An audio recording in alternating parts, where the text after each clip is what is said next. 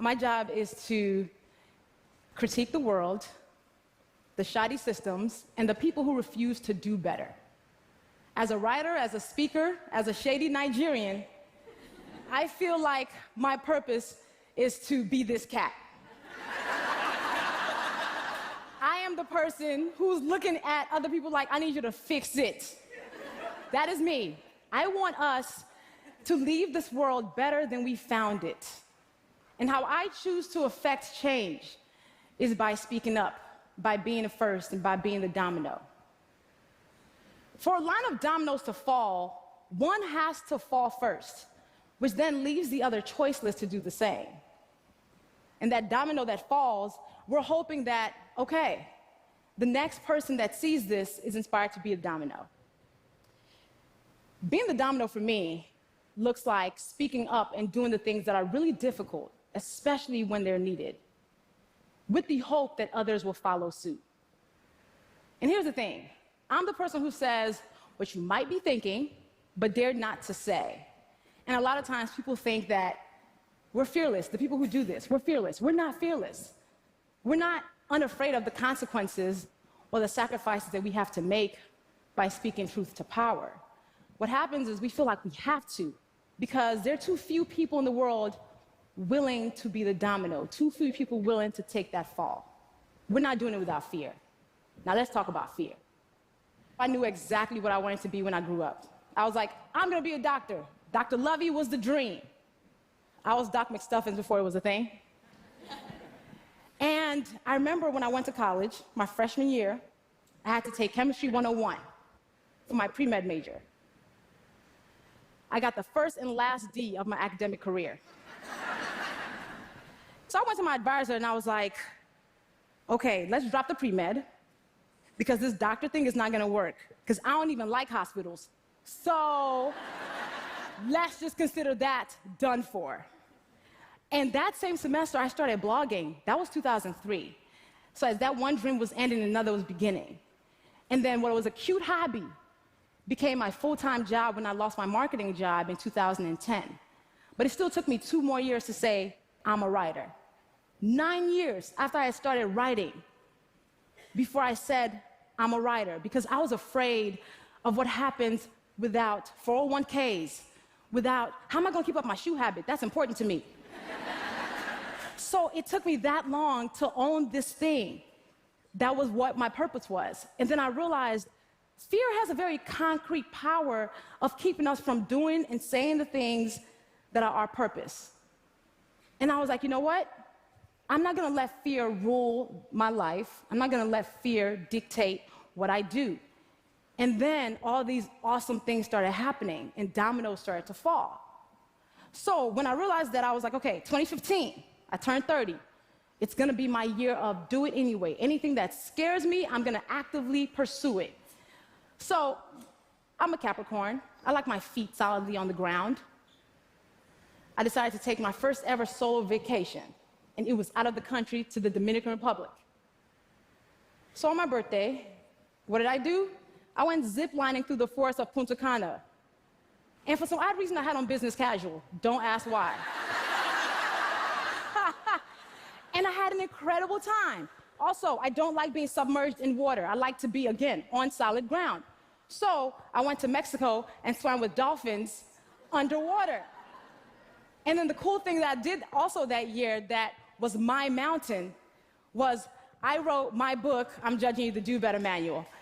And I had to own that whole writing thing now, right? Yes. But the very anti-me thing that I did that year that scared the crap out of me, I went skydiving. We're about to fall out the plane. I was like, I've done some stupid things in life. This is one of them. And then we come falling down to earth, and I literally lose my breath as I see earth. And I was like, I just fell out of a perfectly good plane on purpose. What is wrong with me? But then I looked down at the beauty, and I was like, this is the best thing I could have done. This is an amazing decision. And I think about the times when I have to speak truth. It feels like I am falling out that plane. It feels like that moment when I'm at the edge of the plane, and I'm like, you shouldn't do this. But then I do it anyway because I realize I have to. Sitting at the edge of that plane and kind of staying on that plane is comfort to me. And I feel like every day that I'm speaking truth against institutions and people who are bigger than me and just forces that are more powerful than me, I feel like I'm falling out of that plane. But I realize comfort is overrated because being quiet is comfortable. Keeping things the way they've been is comfortable. And all comfort has done is maintain the status quo. So we've got to get comfortable with being uncomfortable by speaking these hard truths when they're necessary. And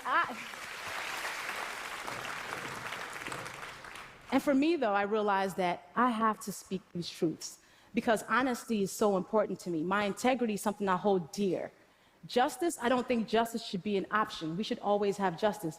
Also, I believe in shea butter as a core value.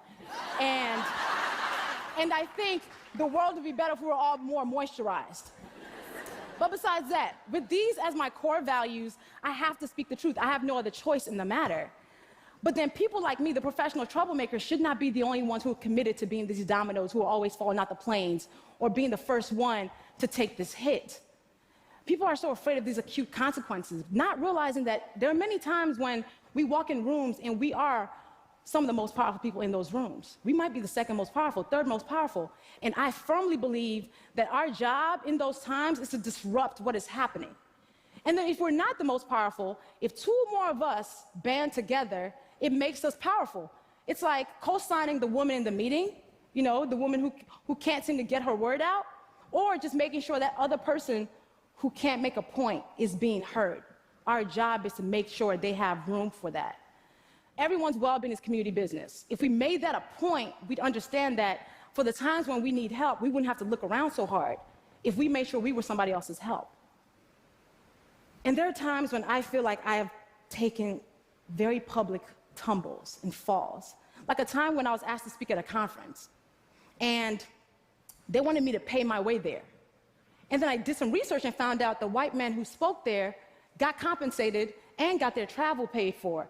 The white women who spoke there got their travel paid for. The black women who spoke there were expected to actually pay to speak there. And I was like, what do I do? And I knew that if I spoke up about this publicly, I could face financial loss. But then I also understood that my silence serves no one. So I fearfully spoke up about it publicly, and other women started coming out to talk about, I too have faced this type of pay inequality. And it started a conversation about discriminatory pay practices that this conference was participating in. I felt like I was the domino the time I read a disturbing memoir by a public figure and wrote a piece about it. And I knew this person was more powerful than me and could impact my career. But I was like, I gotta do this. I gotta sit at the edge of this plane, maybe for 2 hours. And I did. And I pressed publish and I ran away. And I came back to a viral post and people being like, oh my God, I'm so glad somebody finally said this. And it started a conversation about mental health and self-care.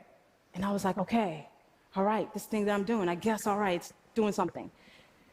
And then so many people have been the domino when they talk about how they've been assaulted by powerful men. And it's made millions of women join in and say, me too. So shout out to Tarana Burke for igniting that movement.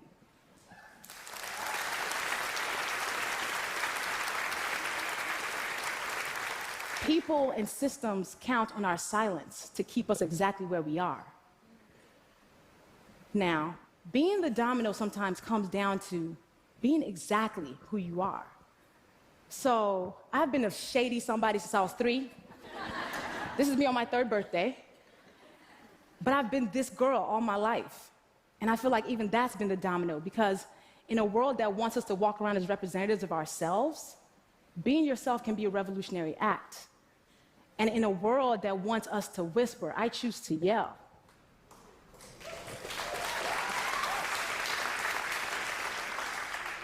When it's time to say these hard things, I ask myself 3 things. 1, did you mean it? 2, can you defend it? 3, did you say it with love? If the answer is yes to all 3, I say it and let the chips fall. That's important. That checkpoint with myself always tells me, yes, you're supposed to do this. Telling the truth, telling thoughtful truth should not be a revolutionary act. Speaking truth to power should not be sacrificial, but they are. But I think if more of us chose to do this for the greater good, we'd be in better spaces than we are right now. Speaking of the greater good, I think we commit ourselves to telling truths to build bridges to common ground. And bridges that aren't based on truth